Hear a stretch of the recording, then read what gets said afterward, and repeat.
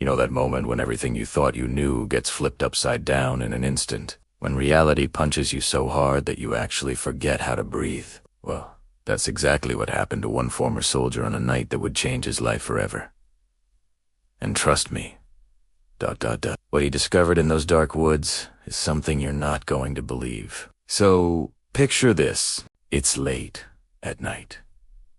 Rain is pouring down like the sky itself is crying. And there's this guy, let's call him Liam, walking through what used to be a military training area. The place has been abandoned for years, overgrown, forgotten. Just trees, mud, and memories that most people would rather leave buried. Liam's flashlight cuts through the darkness, and that's when he sees it. Hanging from a low branch of this twisted, dead oak tree is a dog. A German Shepherd. And this isn't just any dog in distress. This animal is covered in blood, deep wounds all over its body, barely breathing. The chest is rising and falling in these tiny, desperate gasps, like it's clinging to life by the thinnest thread imaginable. But here's where it gets crazy. The dog is wearing a torn military harness. You know what that means, right? This wasn't some stray that wandered into the wrong place. Someone put this animal here. Someone wanted it to suffer. Someone wanted it to die. And for a split second, Liam thinks he's too late. His heart drops into his stomach because he's seen death before. He knows what it looks like. But then, the shepherd's ear moves. Just a tiny twitch. Barely noticeable. Yet that small movement is enough to snap Liam out of his shock. He rushes forward, kutsteropa, catches the dog before it crashes to the ground. And while he's holding this broken, trembling animal in his arms, his mind is racing with 1,000 questions. Who would do this? Why? How long has this dog been out here? But none of those questions matter when he wipes away the mud and blood and sees the metal tag on the harness. Kasambilan, Delta, 07. Now, ... Let me tell you why that tag made Liam's entire world stop spinning. Years ago, when Liam was deployed overseas, he had a partner. Not a human partner. A canine partner. The best one in the entire unit. This dog had saved Liam's life more times than he could count. Warned him about hidden explosives. Protected him during ambushes. Stood by his side when bullets were flying and everything was chaos. That dog's designation? Delta 07. His name? Shadow. And here's the thing that makes this whole situation absolutely insane. Liam had been told that Shadow died in action, killed during a mission. Gone. There was even a ceremony. Liam mourned his partner. He moved on with his life, carrying the weight of that loss everywhere he went. But now, holding this dying dog in his arms, looking at that tag, Liam realizes something horrifying. Shadow never died. Someone lied to him. And now, his former partner, the dog, who saved his life countless times, is barely clinging to consciousness in the middle of nowhere, tortured and left to die. Can you even imagine the betrayal, the confusion, the absolute rage that must have flooded through Liam in that moment? But Shadow, even though he's half dead, even though every breath is clearly agony, does something unexpected. He lifts his head, pushes weakly against Liam's chest, and starts whimpering. Toward the darkness beyond the trees, Liam tries to calm him down. Tells him he's safe now, that everything's gonna be okay. But Shadow won't stop. He keeps looking into the forest. Keeps whining, like he's trying to communicate something urgent. Something that can't wait. And that's when Liam notices them. Footprints, fresh ones, deep impressions in the wet soil. But here's what sends chills. Down his spine, these tracks aren't leading away from the scene. They're leading deeper into the woods, which means whoever did this to Shadow is still out there. Still close by. Still doing something. Liam's military training kicks in immediately. He's about to call for help when suddenly, cutting through the sound of rain and wind, he hears it. A scream. Not just any scream. A child's scream. High-pitched. Terrified. Desperate. And Shadow, despite being on death's door, jerks in Liam's arms. The dog is practically begging him to move, to follow that sound, to do something. So Liam does the only thing he can do. He holds Shadow close to his chest and runs toward that voice, pushing through branches and mud, his heart pounding so hard it feels like it might explode. The screams get louder, closer, more frantic, and then Liam bursts into this small clearing and sees something that makes his blood run cold.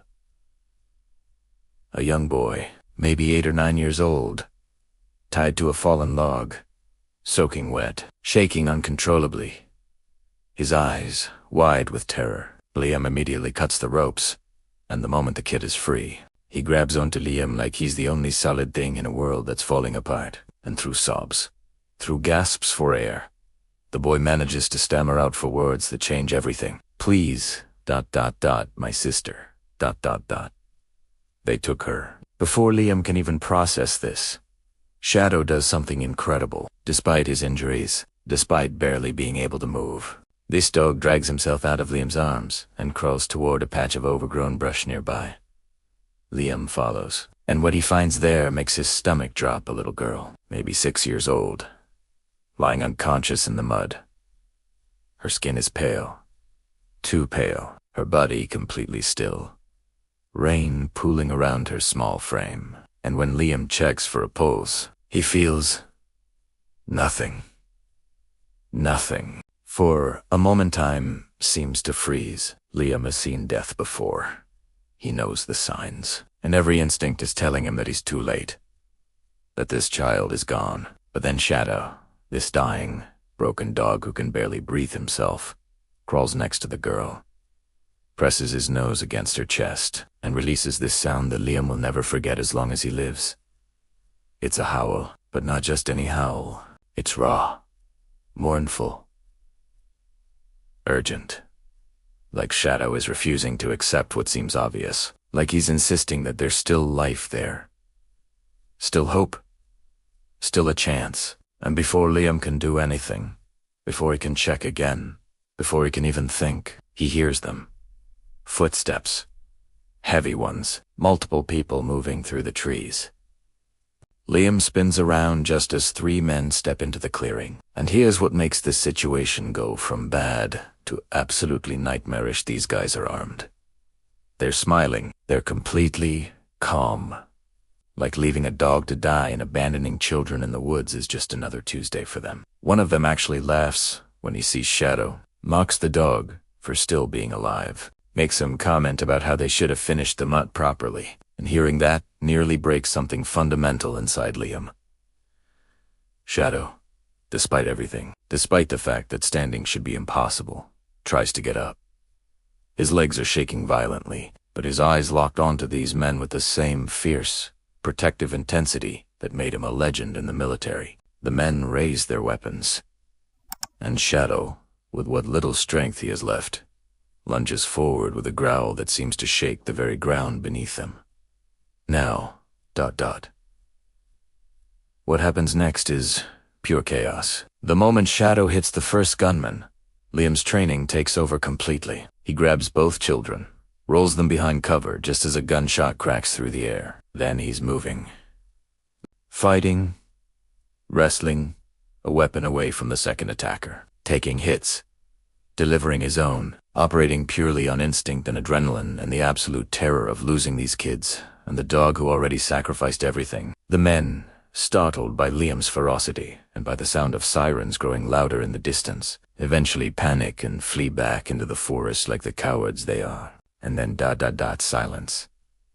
Liam collapses next to Shadow, who's lying motionless in the mud. The dog's chest is barely moving. Each breath sounds like it might be the last. Liam presses his hands against Shadow's wounds, trying desperately to stop the bleeding, and through tears, through exhaustion, he's begging, reminding Shadow of the promise they made to each other years ago, telling him he's not allowed to leave. Not again. The little boy kneels beside them, crying, whispering that Shadow is a hero.